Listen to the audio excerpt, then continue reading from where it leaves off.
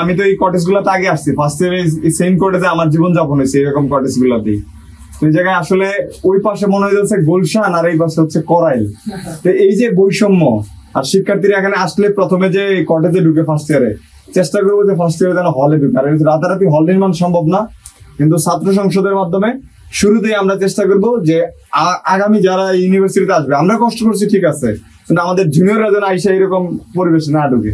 তামিম, সাদ, এদের বন্ধু পবিত্র, আচ্ছা এরা আমার খুবই ক্লোজ ফ্রেন্ড, আমি ওদের বন্ধু। আমার নাম হচ্ছে তৌফিক। যাক, দোয়া চাই বন্ধু, তোমার মতো আমারও হচ্ছে এই কটেজের জীবন কাটছে, একদম ফার্স্ট ইয়ারে তোমার আইসা এই যে কটেজে ঢুকছে এরকম জীবনই কাটছে। তো এখন তোমাদের সবার প্রতিনিধি হইতে চাইতেছে, নির্বাচিত প্রতিনিধি। তো প্রতিনিধি হইলেই রাতারাতি হয়তো সব চেঞ্জ করতে পারবো না, কিন্তু কটেজে যেন ভালো স্যানিটেশন থাকে, ভালো পানি থাকে, ফ্রি ইন্টারনেট দেয় ইউনিভার্সিটি, মানে ন্যূনতম ফ্যাসিলিটিস দেয় হল নির্মাণের আগে। আর কিছু কি বলে আবাসন তৈরি করার ইচ্ছা আছে আমাদের, অস্থায়ী আবাসন। মোটামুটি ফার্স্ট ইয়ার জুনিয়ররা সেই যেন কটেজে না ঢুকে, এটার একটা ব্যবস্থা করার চেষ্টা করতেছি। ছাত্রলীগ প্যানেল থেকে আসছি, আমাদের প্যানেলের লিফলেট। আমার নাম হচ্ছে আইয়ুর রহমান তৌফিক, তোমার ব্যাচমেট বন্ধু, কেন্দ্রীয় সংসদে এজিএস প্রার্থী। দোয়া রেখো। বিশ্ববিদ্যালয়ে যখন আমরা শুরুতে ভর্তি হই, বাড়ি থেকে আসি, তো আসার পরে আমাদের জীবনটা শুরু হয় এরকম একটা স্যাঁতস্যাঁতে কটেজে। প্রথম বর্ষের একটা শিক্ষার্থী প্রথমেই শুরু করে এরকম একটা স্যাঁতস্যাঁতে কটেজে পরিবেশে তার জীবনযাপন। এই জায়গায় তাদের যে মৌলিক চাহিদাগুলো, ভালো খাবার, বিশুদ্ধ পানি, স্যানিটাইজেশনের ব্যবস্থা খুবই খারাপ। তো দেখা যায় যে ভালো শরীর নিয়ে যখন তার বিশ্ববিদ্যালয়ে আসে, আসার পর থেকে তার অসুস্থতা শুরু হয়।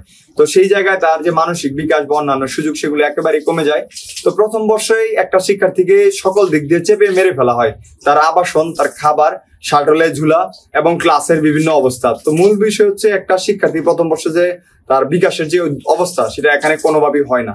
তো আমাদের মূল লক্ষ্য থাকবে যে একজন শিক্ষার্থী প্রথমে সে যেন কটেজে প্রবেশ না করে, সে যেন হলে প্রবেশ করতে পারে। কটেজ মালিক যারা আছে তাদের সাথে বসে এই জায়গায় এই যে একটা অবস্থা, তাদের যে বসবাস, সেই বসবাসের মান এবং বাসস্থানের অবস্থান যেন আরো উন্নত করা যায়, সেই জায়গাগুলোতে আমাদের একটা বড় লক্ষ্য থাকবে। আমরা আশা করি যে আমাদের শিক্ষার্থীদের নিয়ে সেই কাজটা করতে পারবো। মূল কথা হচ্ছে রাস্তার ওই পারে হচ্ছে একরকম জীবন, আবার এই পারে হচ্ছে একরকম জীবন। এই যে বৈষম্য, সেই বৈষম্য রোধ করাই হচ্ছে আমাদের বড় একটা চ্যালেঞ্জ, এবং সেই চ্যালেঞ্জটাকে আমরা সামনে উতরে কাজ করতে চাই।